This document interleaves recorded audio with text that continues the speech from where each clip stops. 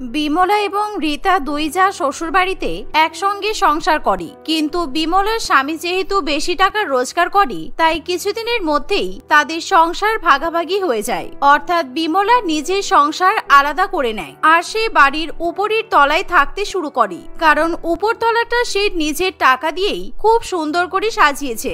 অন্যদিকে তার ছোট যা একতলাতে বাস করে, কারণ তার স্বামী বেশি টাকা রোজগার করে না।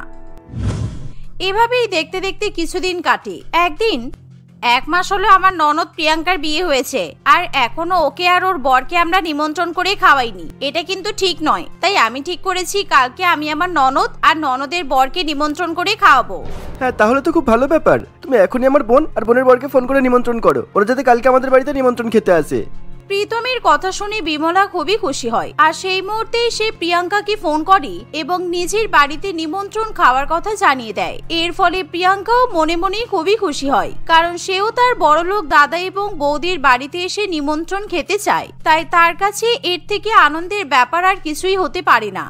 আচ্ছা বৌদি, তুমি একদম চিন্তা করো না, আমি কালকে সকালবেলা আমার স্বামীকে নিয়ে তোমার বাড়িতে চলে যাব, তারপর সবাই মিলে একসঙ্গে বসে খাওয়া দাওয়া করব। দারুণ মজা হবে কিন্তু। আচ্ছা ঠিক আছে, আমি তোমার জন্য রাঁধুনিকে দিয়ে বিরিয়ানি, পোলাও, পায়েস সবকিছু রান্না করিয়ে রাখবো, কারণ আমি জানি তুমি এই খাবারগুলো খেতে ভালোবাসো। কিন্তু তোমাকে আমাদের বাড়িতে আসলে একটা ব্যাপার কিন্তু মনে রাখতে হবে। মানে কি ব্যাপার মনে রাখতে হবে?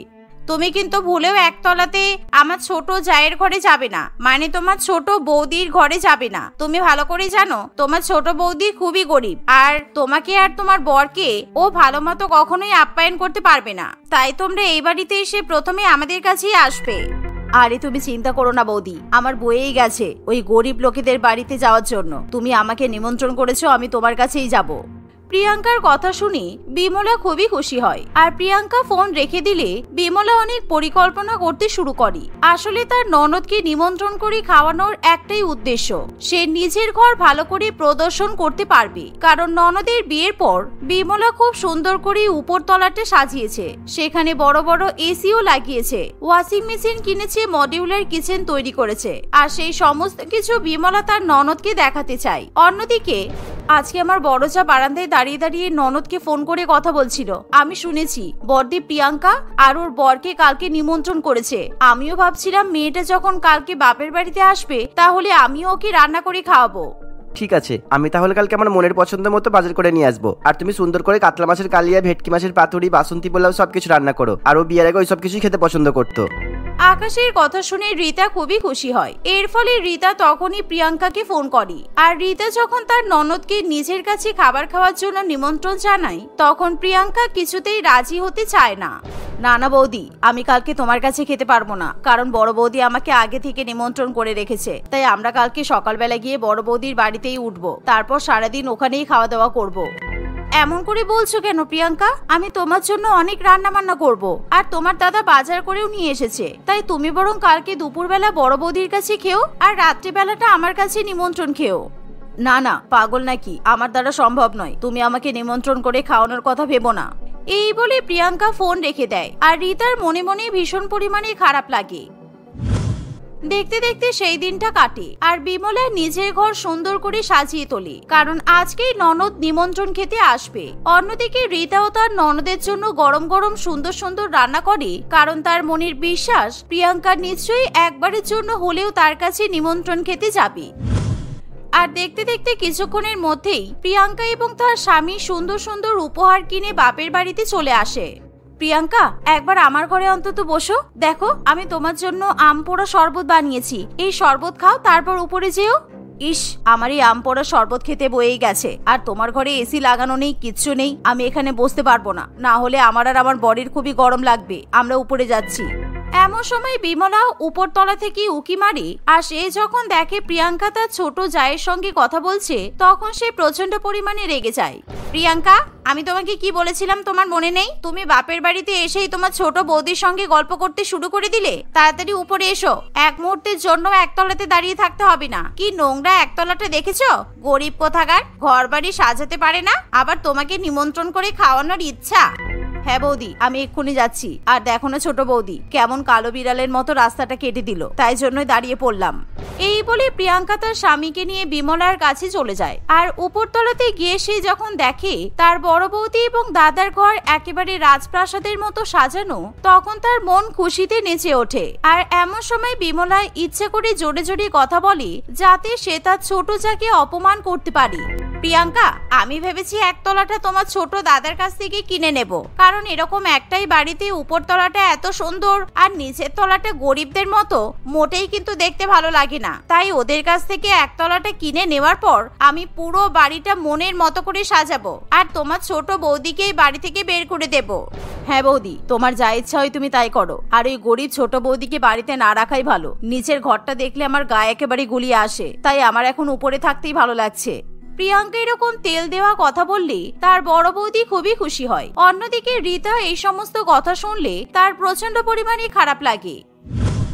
আর কিছুক্ষণের মধ্যেই বিমলা তার ননদ এবং ননদের বরকে টেবিলে বসিয়ে আপ্যায়ন করে এবং নানান রকম খাবার খাওয়াতে শুরু করে। এর ফলে প্রিয়াঙ্কা এবং তার বর লোভীদের মতো বসে নানান রকম খাবার খেতে থাকে। বা বৌদি, তুমি দারুণ রান্না করেছো। এই বিরিয়ানিটা ব্যাপক খেতে হয়েছে। এত সুন্দর বিরিয়ানি আমি আগে কোনোদিনও খাইনি। সত্যি আমার মনটা একেবারে ভরে গেল। আরে আমার বয়ে গেছে তোমার জন্য নিজের হাতে বিরিয়ানি রান্না করতে। তোমাকে কালকে বলেছিলাম মনে নেই যে আমি রাঁধুনিকে দিয়ে রান্না করাবো? আমি কোনোদিনও তোমাদের জন্য রান্না করেছি নাকি? আর রান্না করলে আমার হাত নষ্ট হয়ে যাবে না? আমার রাঁধুনি ভালো রান্না করেছে, তাই তোমাদের খেতে ভালো লাগছে। বিমল এরকম চটাং চটাং উত্তর দিলে প্রিয়াঙ্কার খুব খারাপ লাগে, কিন্তু বড় বৌদির কাছে সে নিমন্ত্রণ খেতে এসেছে, তাই তার স্বভাবকে সহ্য করতেই হয়। কারণ এমনিতেই সে বড়লোক এবং তার উপর প্রচন্ড অহংকার, এবং কথায় কথায় সে প্রিয়াঙ্কাকে কথা শোনাতে থাকে। এই দেখো, তোমার দাদা কিছুদিন আগে আমাকে 50,000 টাকা দিয়ে এই বেনারসি শাড়িটা কিনে দিয়েছে, আর তার সাথে 1 লক্ষ টাকার সোনার গহনা। দেখো কি সুন্দর না? আচ্ছা, বিয়ের পর তোমার বর তোমাকে কোনো দামি উপহার দেয়নি? না না বৌদি, এত দামি উপহার আমার বর আমাকে দেবে কি করে? আসলে দাদা তো অনেক বড় লোক, তাই তোমাকে উপহার দিয়েছে। আচ্ছা বৌদি, তুমি আমার জন্য কোনো উপহার কিনে রাখোনি? কারণ আমি তোমাদের জন্য কত কিছু উপহার নিয়ে এলাম, আর তোমরা আমাকে কিছু দেবে না? বিমলা এই কথা শুনে ভীষণ পরিমাণে হেসে ওঠে। তোমাকে এবার উপহার দেব? নিমন্ত্রণ করে এসিতে বসিয়ে দামি দামি খাবার খাওয়াচ্ছি, তুমি আর তোমার বর আরাম করে বসে আছো। এর থেকে বড় উপহার আর কি হতে পারে? আমি যদি না ডাকতাম তাহলে তোমাকে তো নিচে ছোট জায়ের গরিব ঘরে গিয়ে নিমন্ত্রণ খেতে হতো। সুতরাং এসব উপহারের কথা মাথা থেকে বের করে দাও। এমন কথা বললে প্রিয়াঙ্কা একেবারে চুপ করে যায়। দেখতে দেখতে এভাবেই কিছুটা সময় কাটে। অন্যদিকে একতলাতে রীতা তার ননদ এবং ননদের বরের জন্য ভালো ভালো খাবার সাজিয়ে বসে থাকে, কারণ তার মনে বিশ্বাস তার ননদ একবার হলেও তার কাছে যাবে। কিন্তু রীতাকে এরকম করতে দেখে আকাশ প্রচন্ড পরিমাণে রেগে যায়। তুমি বেকার বেকার বোনের জন্য অপেক্ষা করছো। তুমি তো জানো ও ভীষণ পরিমাণে স্বার্থপর। তোমার বড় জোকে ভালো মন্দ খাইয়ে বস করে নিয়েছে, সুতরাং ও আর আমাদের কাছে আসবে না। আর ও তো ভালো করেই জানে ওর দাদার ছোট বৌদি গরিব, তাইও আমাদের সাথে খারাপ ব্যবহার করছে। না না, তুমি এরকম করে বলো না। ওরা যখন বাড়ি যাবে ঠিক আমাদের কাছে এসে একবার হলেও ঘুরে যাবে, কারণ প্রিয়াঙ্কা অতটাও খারাপ নয়। এই বলে রীতা না খেয়ে তার ননদের জন্য খাবার নিয়ে বসে থাকে। অন্যদিকে প্রিয়াঙ্কাকে বিমলা বড়লোকের চাল দেখিয়ে কথায় কথায় অপমান করতে থাকে, ফলে বড় বৌদির ঘরে থাকতে তার একদমই ভালো লাগে না। এমন সময় বিমলা না পেরে প্রিয়াঙ্কাকে তার মনের অভিসন্ধি বলে ফেলে। তোমার দাদা আর মা তোমার জন্য দুতলে একটা সুন্দর ঘর বানিয়েছিল, কিন্তু তোমার বিয়ে হয়ে যাওয়ার পর ঘরটা পুরো ফাঁকা পড়ে আছে। তাই আমি ভেবেছি ওই ঘরটাকে আমি গেস্ট রুম বানাবো, যাতে সবাই এসে, বিশেষ করে আমার বাপের বাড়ির লোকেরা এসে থাকতে পারে। আর তোমার তো বিয়ে হয়ে গেছে, তোমার তো আর ওই ঘরের কোনো দরকার নেই। মানে আমার বিয়ে হয়ে গেছে বলে এই বাড়ির উপর আমার আর কোনো অধিকার নেই, আর তুমি আমার ঘর গেস্ট রুম বানিয়ে দেবে? না না, এটা হতে পারে না বৌদি। আমি আমার ঘরটা কিছুতেই গেস্ট রুম বানাতে দেব না। তোমার ঘর গেস্ট রুম বানাতে দেবে না মানে? যখন আমি বললাম যে একতলাটা আমি তোমার দাদা আর তোমার বৌদির কাছ থেকে কিনে নেব, তখন তুমি আমার হয়ে কথা বললে। আর যেই আমি এখন তোমার ঘরটা নিতে চাইছি তুমি না করছো। আর তোমাকে যে নিমন্ত্রণ করে এত দামি দামি খাবার খাওয়ালাম, তার বেলায় তো নির্লজ্জদের মতো নিমন্ত্রণ খেয়ে নিলে, আর এখন বলছো ঘর দেবে না? বিমলা এরকম করে বললে প্রিয়াঙ্কার ভীষণ পরিমাণে রাগ হয়, আর সে ভালো করেই বুঝতে পারে আসলে তার বড় বৌদি নিজের বড়লোকি চাল জাহির করার জন্যই তাকে নিমন্ত্রণ করে খাইয়েছে, আর বড় বৌদির মনে ননদকে বাড়ির ভাগ থেকে সরিয়ে দেওয়ার ইচ্ছা। আমি ভালো করে বুঝতে পারছি তুমি বড়লোক বলে এখন পুরো বাড়ি নিজের দখলে করে নিতে চাইছো। আমি সেই জন্যই ভাবছি তুমি আমার সঙ্গে এত ভালো ব্যবহার করছো কেন, কিংবা আমাকে নিমন্ত্রণ করেই খাওয়াচ্ছ কেন। তুমি ভীষণ স্বার্থপর মহিলা। প্রথমে চেয়েছিলে ছোটদা আর ছোট বৌদিকে বাড়ি থেকে বের করে দেবে, আর এখন আবার আমার ঘরটা নিয়ে নিতে চাইছো। সেটা হবে না, কারণ আমি আমার ঘরের ভাগ তোমাকে কিছুতেই দেব না। তুমি তোমার ঘরের ভাগ আমাকে দেবে না? আমার টাকা দিয়ে গরম গরম বিরিয়ানি খেয়েছো, আর ঘরের ভাগ না দিলে বিরিয়ানি পেট থেকে বের করে নেব। এই শোনা মাত্র প্রিয়াঙ্কার ভীষণ পরিমাণে খারাপ লাগে, আর সে প্রচন্ড পরিমাণে অপমানিত বোধ করে। তাই সে এক মুহূর্ত তার বড় বৌদির ঘরে বসতে চায় না। সে তখনই নিচের তলাতে ছোট বৌদির কাছে নেমে আসে, আর নিচে নেমে এসে সে প্রচন্ড পরিমাণে কাঁদতে শুরু করে। আমি জানতাম তুমি ঠিক আমার কাছে নিমন্ত্রণ খেতে আসবে। যতই তোমার বড় বৌদি বড় লোক হোক না কেন, তুমি আমার বড় জায়ের সঙ্গে মানিয়ে নিতে পারবে না। আমি সত্যিই বুঝতে পারিনি বড় বৌদি এত খারাপ। শুধুমাত্র নিজের বড়লোকি চাল প্রমাণ করানোর জন্য আমাদেরকে নিজেদের বাড়িতে নিমন্ত্রণ করে খাওয়ালো, আর আমি পরিষ্কার জানিয়ে দিয়েছি আমরা কেউ আমাদের পুরো বাড়ি বড় বৌদিকে দেব না।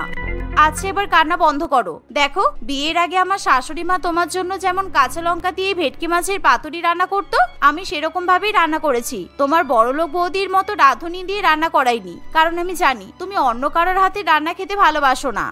আমি এই ভেটকি মাছের পাতুরি আর কাতলা মাছের কালিয়া খেয়ে বুঝতেই পেরেছি যে তুমি নিজের হাতেই রান্না করেছো, কারণ তোমার হাতের রান্না একেবারে মায়ের মতো। তুমি গরিব বলে আমি তোমাকে অনেক অপমান করেছি বৌদি। আসলে বড় বৌদি আমার এমন করে কান ভাঙিয়েছিল যে আমি ভেবেছিলাম তুমি হয়তো আমার খারাপ চাও আর আমাকে সম্পত্তি থেকে বাদ দিতে চাও, কিন্তু এখন তো দেখছি বড় বৌদি সেটাই চাই। আমাকে ক্ষমা করে দাও ছোট বৌদি।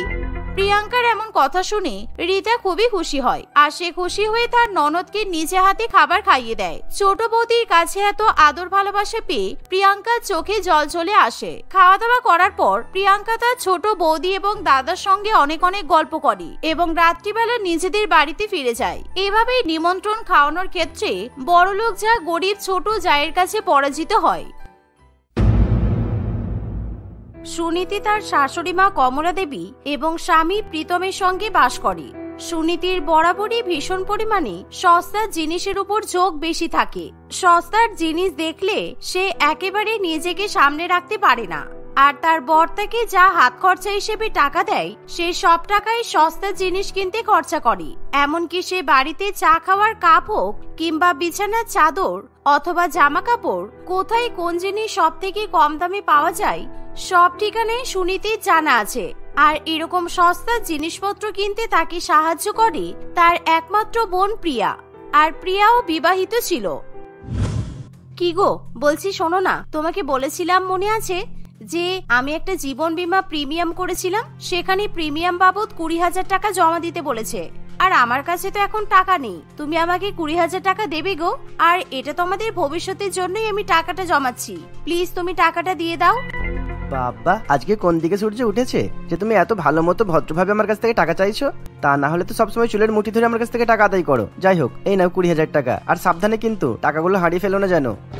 এভাবে মিথ্যা কথা বলে সুনীতি সস্তায় শাড়ি কিনবে বলে তার বরের কাছ থেকে 20,000 টাকা নিয়ে নেয়, আর সে তার বোনকে ফোন করে শপিং করতে যাওয়ার কথা জানিয়ে দেয়। প্রিয়া তার দিদির কথা শুনে ভীষণ পরিমাণে খুশি হয়, আর সন্ধ্যা হতে না হতেই তারা দুজনে মিলে বড় বাজারে শাড়ি কিনতে বেরিয়ে পড়ে। আর তারা যখন সস্তা শাড়ির দোকানে গিয়ে পৌঁছায়, সেখানে গিয়ে নানান রকমের সুন্দর সুন্দর ব্র্যান্ডিং শাড়ি দেখে তাদের একেবারে চোখ চকচক করে ওঠে। আর যখন তারা জানতে পারে সেই শাড়িগুলোর দাম মাত্র 500 টাকার বেশি নয়, তখন তারা আরো বেশি পরিমাণে লোভে পড়ে যায়। ও বাবা, এই বেনারসি শাড়ি, কাঞ্জিবরম শাড়ি, হ্যান্ডলুম শাড়ি সব 500 টাকা দাম? আমি তো ভাবতেই পারছি না প্রিয়া। আচ্ছা দাদা, আপনি এরকম জলের দামে কি করে শাড়িগুলো বিক্রি করতে পারেন? শাড়িগুলোতে আমি তো কোনো খুঁতো দেখতে পাচ্ছি না। কি যে বলেন না দিদি ভাই, আমার দোকানে সস্তা শাড়িতে খুঁত আছে? যে বলে আমার দোকানের শাড়িতে খুঁত আছে তার চোখে খুঁত আছে, বুঝেছেন? তাই আপনারা আপনাদের পছন্দ মতো শাড়ি নিয়ে নিন, কারণ এই অফার কিন্তু বেশি দিন থাকবে না। এখন সবার স্টক ক্লিয়ারিং সেল চলছে, বুঝেছেন? এই শুনে সুপ্রীতি এবং প্রিয়া দুজনেই আনন্দে লাফিয়ে ওঠে, আর তারা একেবারে বেশি বেশি করে শাড়ি কিনতে শুরু করে। প্রিয়ার কাছে যেহেতু বেশি টাকা থাকে না, তাই সে তার দিদির কাছ থেকে টাকা ধার নেয়, আর দুজনে মিলে নিজেদের পছন্দ মতো 20খানা শাড়ি কেনে। তারা খুশি হয়ে শাড়ির প্যাকেট তোলাতে তোলাতে যে যার মতো শ্বশুর বাড়িতে ফিরে যায়। এবার আমি প্রত্যেকদিন শ্বশুর বাড়িতে রোজ রোজ নতুন নতুন শাড়ি পরবো, আর একেবারে আমার এত সুন্দর শাড়ি দেখে সবাই চমকে উঠবে, বিশেষ করে আমার ননদ রোশনি। কারণ ও ভাবে ওর কাছে সব দামি দামি শাড়ি থাকতে পারে আর ওর শাড়ি সব থেকে সুন্দর। কিন্তু ওর ধারণা আমি এবার পাল্টে দেব। আচ্ছা, এই শাড়িগুলোর প্যাকেট কিন্তু আমাকে লুকিয়ে রাখতে হবে, কারণ যদি আমার বড় আর শাশুড়ি মায়ের চোখে পড়ে যায় তাহলে আমাকে তো আবার আস্ত রাখবে না। এই বলে সুনীতি তার শাড়ির প্যাকেটগুলো একেবারে আলমারির কোনায় লুকিয়ে রাখে।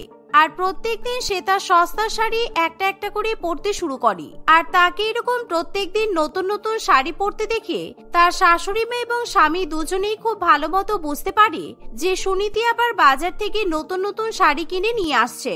কিন্তু তারা যখন এই ব্যাপারে সুনীতির কাছে জিজ্ঞাসা করে তখন সুনীতি একেবারে অস্বীকার করে যায়। না না, তোমাদেরকে কে বলেছে আমি নতুন নতুন শাড়ি পরছি? আসলে এগুলো তো আমার বোনের শাড়ি। প্রিয়া তো এত শাড়ি পরতে পারে না। কিছুদিন আগে আমার বোন বিয়ে বাড়িতে অনেকগুলো শাড়ি গিফট পেয়েছিল, তাই আমার বোন আমাকে কিছু শাড়ি পরতে দিয়েছে। সুনীতি যখন তার বোনের ব্যাপারে এমন কথা বলে তখন তার শাশুড়ি মেয়ে এবং স্বামী তাকে কোনো কথা বলতে পারে না। আর এভাবেই সুনীতি প্রত্যেকদিন তার সস্তার শাড়ি পরে একদিন বাজার করতে যায়, আবার কখনো প্রতিবেশীদের বাড়িতে পার্টি করতে যায়। আর এভাবেই সে প্রত্যেকদিন তার সস্তার শাড়ি পরে অনেক অনেক প্রশংসা পায়। একদিন একটা সস্তার কাঞ্জিবরম শাড়ি পরে সে মালতীর বাড়িতে গিয়ে পৌঁছায়। আর সুনীতির শাড়ি দেখে সবাই তার দিকে অবাক দৃষ্টিতে তাকিয়ে থাকে। ওয়াও সুনীতি, তোর কাঞ্জিবরম শাড়িটা কিন্তু খুব সুন্দর, আমার দেখেই পছন্দ হয়ে গেছে। নিশ্চয়ই শাড়িটার অনেক দাম, তাই না? আমি যখন কাঞ্জিবরম শাড়ি কিনতে দোকানে গিয়েছিলাম আমাকে বলেছিল 10,000 টাকা, কিন্তু এত দাম বলে আমার বর আমাকে কিনে দেয়নি। হ্যাঁ রে, তুই ঠিকই ধরেছিস, আমার এই কাঞ্জিবরম শাড়িটার দাম তো 20,000 টাকা। এই তো সামনে আমার জন্মদিন গেল, আমার বর আমাকে নিয়ে গিয়ে এই শাড়িটা কিনে দিয়েছে।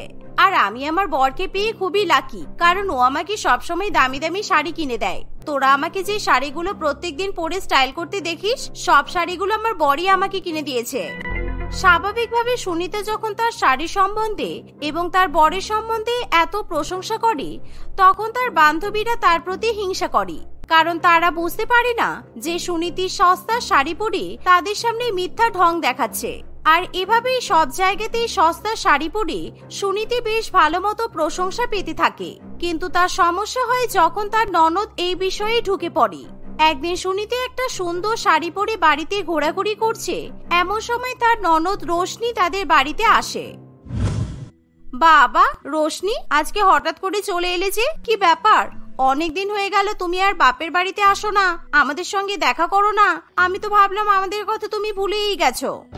সুনীতা তার ননদের সঙ্গে কথা বলতে বলতে ইচ্ছা করে নিজের সস্তার শাড়ি তার ননদের সামনে প্রদর্শন করার চেষ্টা করে, যাতে তার ননদ জ্বলে পুড়ে ছারখার হয়ে যায়। আর সত্যি এত সুন্দর শাড়ি দেখে তার ননদের হিংসা হয়। ওইসব কথা বাদ দাও বৌদি, আমি আমার বাপের বাড়িতে কখন আসবো তার কৈফিয়ত আমি কি তোমাকে দেব?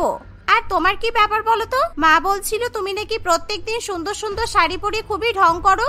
মা তো ভুল কিছু বলেনি, তোমার শাড়িটা তো সত্যিই খুবই সুন্দর। তা তোমার শাড়ি সম্বন্ধে এত চয়েস ভালো কি করে হলো? তুমি কি মনে করো তুমি শুধু দামি দামি সুন্দর সুন্দর শাড়ি পরতে পারো আর আমি পরতে পারি না, তাই তো? তোমার ধারণা ভুল প্রমাণ করার জন্য আমি এখন এরকম সুন্দর সুন্দর দামি দামি শাড়ি পরা শুরু করেছি। আর এই শাড়িগুলো আমার বোন আমাকে দিয়েছে। ও তাই বলো, তুমি এই শাড়িগুলো পছন্দ করনি? তোমার বোন তো বরাবরই একটু মডার্ন ধরনের। আমার তো তোমার থেকে তোমার বোনকে বেশি পছন্দ। যাক, প্রিয়ার দৌলতে তুমি একটু সুন্দর সুন্দর ভালো শাড়ি তো পরতে পারলে। এভাবেই দেখতে দেখতে কিছু সময় কাটে আর সন্ধ্যা হয়ে আসে। সন্ধ্যাবেলা রোশনি যখন নিজের শ্বশুর বাড়িতে ফিরে যাবে সেই সময়, ও হ্যাঁ বৌদি, যেই কথাটা তোমাকে বলতে এসেছিলাম, আর এক সপ্তাহ পর কিন্তু আমাদের 1 বছরের বিবাহ বার্ষিকী, সেই জন্য আমরা একটা বড় করে পার্টি রাখছি। তুমি কিন্তু মাকে নিয়ে দাদাকে নিয়ে সকাল সকাল চলে এসো, কেমন? আমি নিমন্ত্রণ করে গেলাম। এরকম বিবাহ বার্ষিকীর নিমন্ত্রণ পেয়ে সুনীতি খুবই খুশি হয়। আর রোশনি সুনীতির সঙ্গে প্রিয়াকেও নিমন্ত্রণ করে। সুনীতি ঠিক করে সে তার ননদের বিবাহ বার্ষিকীতে সস্তার খুব সুন্দর একটা শাড়ি পরে যাবে। সেই কারণে সুনীতি তার বোনকে ফোন করে এবং সাজগোজ সম্পর্কে নানান রকম পরিকল্পনা করতে শুরু করে। শোন না, আমার ননদের তো বিবাহ বার্ষিকী, ওকে তো একটা গিফট দিতেই হবে। কি দিই বলতো? আমি কিন্তু বেশি টাকা খরচা করতে পারবো না, আগেই বলে দিলাম। এমনিতেই মাসে অনেক টাকা খরচা হয়ে গেছে, সুতরাং সস্তার মধ্যে কোনো একটা জিনিস দিয়ে দেব। আরে তুই চাপ নিচ্ছিস কেন? আমাদের তো সস্তা শাড়ির দোকানটা আছেই। ওই দোকান থেকে একটা সস্তা শাড়ি কিনে আমরা দুজনে মিলে তোর ননদকে দিয়ে দেব। আরো বুঝতেও পারবে না যে তুই ওকে এরকম সস্তা শাড়ি গিফট করেছিস।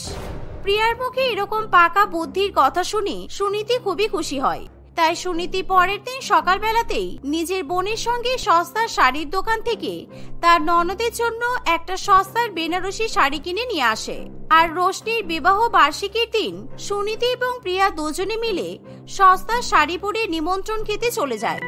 এই নাও রোশনি, তুমি সেদিন আমার শাড়ি দেখে বলেছিলে যে আমার শাড়িটা খুব সুন্দর, তাই জন্য আমি প্রিয়ার সঙ্গে গিয়ে তোমার জন্য ওরকমই একটা দামি বেনারসি শাড়ি তোমার জন্য কিনে এনেছি। তুমি আজকে সন্ধ্যাবেলা এই শাড়িটা পরবে, কেমন? সত্যি বৌদি, এই বেনারসি শাড়িটা কিন্তু খুবই সুন্দর। এমনকি আমার বিয়ের বেনারসির থেকেও এই শাড়িটা অনেক সুন্দর। আজকে সন্ধ্যাবেলা আমি এই শাড়িটাই পরবো। আর প্রিয়া, তোমাকে অনেক অনেক থ্যাংক ইউ, কারণ আমার বৌদির চয়েস তো ভালো নয়। নিশ্চয়ই এই শাড়িটা তুমিই পছন্দ করেছো, আমি দেখে কিন্তু বুঝতেই পারছি। এভাবেই তারা সবাই মিলে সারাদিন অনেক অনেক আনন্দ করে। আর সন্ধ্যা হতে না হতেই আসল কাণ্ড শুরু হয়ে যায়। যখন রোশনি নিজের বিবাহ বার্ষিকী উপলক্ষে বাড়িতে মেকআপ আর্টিস্ট দিয়ে সাজগোজ করে, আর সাজগোজ করার পর রোশনি যখন সেই সস্তা শাড়িকে দামি বেনারসি শাড়ি ভেবে নিজের গায়ে পরতে যাবে, ঠিক তখনই তার নাকে একটা বিকট গন্ধ আসে। কেমন একটা খারাপ গন্ধ কোথা থেকে আসছে? আমি তো কিছুই বুঝতে পারছি না। কোথাও কি কোনো ছুঁচো মরেছে তাহলে? আমি তো সারা বাড়ি বিবাহ বার্ষিকী উপলক্ষে ফ্লাওয়ার স্প্রে করিয়েছি, তাহলে এরকম তো গন্ধ ছাড়ার কথা নয়। আমার মনে হচ্ছে এই শাড়িটা থেকে এরকম পচা গন্ধ বেরোচ্ছে। কি জানি, আগে পার্টিতে যাই, তারপর দেখা যাবে। এই বলে রোশনি সেই শাড়ি পরে পার্টিতে চলে যায়। আর সকলে দেখে যে তার শাড়িতে বেশ কিছুটা পরিমাণে পটি লেগে আছে। এর ফলে সবাই প্রচন্ড পরিমাণে হাসাহাসি করতে শুরু করে। আর যখন রোশনি সেই হাসাহাসির কারণ জানতে পারে, তখন সে প্রচন্ড পরিমাণে লজ্জায় পড়ে। আমার বিবাহ বার্ষিকীর পার্টিতে সবাই আমার উপর হাসছে কেন? আমার শাড়িটা কি ছেঁড়া নাকি? যাই একবার ঘরে গিয়ে দেখে আসি। এই বলে রোশনি যখন ঘরে গিয়ে ভালো করে বেনারসি শাড়িটা দেখতে শুরু করে, তখন সে দেখে যে শাড়িতে পটি লেগে আছে, আর সেখান থেকেই এরকম বিকট গন্ধ বেরোচ্ছে। আসলে প্রিয়া এবং সুনীতি যখন এরকম সস্তার শাড়ি কেনে, তখন তারা বুঝতে পারে না যে সেই শাড়িতে এরকম পটি লেগেছিল, কারণ দোকানদার সেই শাড়িটা বিক্রি করার জন্য সেই শাড়ির মধ্যে স্প্রে লাগিয়ে দিয়েছিল। কিন্তু সেই গন্ধযুক্ত স্প্রের প্রভাব যখন কেটে যায়, তখনই শাড়ি থেকে পটির গন্ধ বেরোতে শুরু করে। আর শাড়ির এরকম দুর্দশা দেখে রোশনি প্রচন্ড পরিমাণে রেগে যায়। সে রাগে দুঃখে চেঁচামেচি করে সারা বাড়ির লোকজনকে এক জায়গায় করে। ছি বৌদি, ছি, তোমাদের লজ্জা করলো না? আমার বিবাহ বার্ষিকীতে আমাকে এরকম একটা পটি লাগানো বেনারসি শাড়ি তোমরা গিফট করেছো। তোমাদের যখন টাকা ছিল না, তাহলে আমাকে শাড়ি নাই বা দিতে পারতে। আমাকে বিবাহ বার্ষিকীর দিন এরকম অপমান করলে তোমরা দুই বোন তো খুবই বদমাইশ। রোশনির মুখে এমন কথা শুনে প্রিয়া এবং সুনীতি দুজনেই খুবই ভয় পেয়ে যায়। কিন্তু সুনীতি তখন তার শ্বশুরবাড়ির সকলের সামনে নিজেকে বাঁচানোর জন্য সব দোষ তার বোনের ঘাড়ে চাপিয়ে দেয়। বিশ্বাস করো রোশনি, আমি বুঝতে পারিনি যে আমার বোন এরকম শাড়ি কিনে নিয়ে আসবে। আমি তো ওকেই বলেছিলাম তোমার জন্য শাড়ি কিনে নিয়ে আসতে, কিন্তু কি থেকে কি হয়ে গেল আমি সত্যি বুঝতে পারছি না। তুমি দয়া করে আমার বোনকে বকাবকি করো না, ও বুঝতে পারিনি। আর প্রিয়া, তুই তো একটু দেখে শুনে শাড়ি কিনবি। যেই না সুনীতি তার বোনের নামে দোষ চাপায়, তখনই তার বোন একেবারে তার দিকে রে রে করে ঝগড়া করতে আসে, কারণ প্রিয়া নিজের নামে মিথ্যা অপবাদ সহ্য করতে পারে না। আমি তোর ননদকে পটি মাখানো শাড়ি দিয়েছি, তোর মনে নেই? তুই আমাকে ফোন করে বলেছিলিস যে তোর ননদের জন্য তুই সস্তা শাড়ি কিনবি, আর তাই জন্যই তো আমি তোকে সস্তা শাড়ির দোকানে নিয়ে গিয়েছিলাম। নিজে সস্তা শাড়ি পরে ঘুরছিস, আবার নিজের ননদকে সস্তা শাড়ি গিফট করছিস, তার উপর সব দোষ আমার নামে চাপিয়ে দিচ্ছিস। প্রিয়ার মুখে এরকম কথা শুনে সকলেই ভীষণ পরিমাণে অবাক হয়। আর সুনীতি প্রচন্ড পরিমাণে চাপে পড়ে যায়। আর শেষ পর্যন্ত সে সকলের সামনে সত্যি ঘটনা স্বীকার করতে বাধ্য হয়। এমনকি সে যে তার বরের কাছ থেকে জীবন বীমার নাম করে অনেক টাকা ঝেড়েছে, সেই কথাও সে স্বীকার করে। ফলে সকলে সুনীতিকে ভীষণ পরিমাণে বকাবকি করে। আর রোশনি তখন সেই পটি মাখানো শাড়ি ছুঁড়ে ফেলে দেয়। আমাকে ক্ষমা করে দাও রোশনি, আজকে আমার জন্য তোমাকে অনেক অপমান সহ্য করতে হলো। আমি সস্তা শাড়ি পেয়ে একেবারে পাগল হয়ে গিয়েছিলাম, তাই আমি এরকম খারাপ কাজ করে ফেলেছি। আসলে আমি সত্যিই বুঝতে পারিনি যে তোমার সঙ্গে এরকম হবে। আমি আর কোনোদিনই এরকম সস্তা শাড়ি কিনবো না। আর কাউকে আমি এরকম সস্তা শাড়ি উপহার দেব না, আমাকে ক্ষমা করে দাও। রোশনি তার বৌদিকে ক্ষমা করতে চায় না, কারণ শুধুমাত্র সুনীতির জন্যই তার বিবাহ বার্ষিকীর পার্টি পুরোপুরিভাবে নষ্ট হয়ে যায়। এর ফলে সুনীতি মন খারাপ করে বাড়িতে ফিরে আসে। আর দেখতে দেখতে অনেক দিন কাটে। এরই মধ্যে রোশনি তার বৌদিকেও ক্ষমা করে দেয়। তারপর থেকে সুনীতি এবং তার বোন দুজনেই সস্তা শাড়ি পরা একেবারে ত্যাগ করে।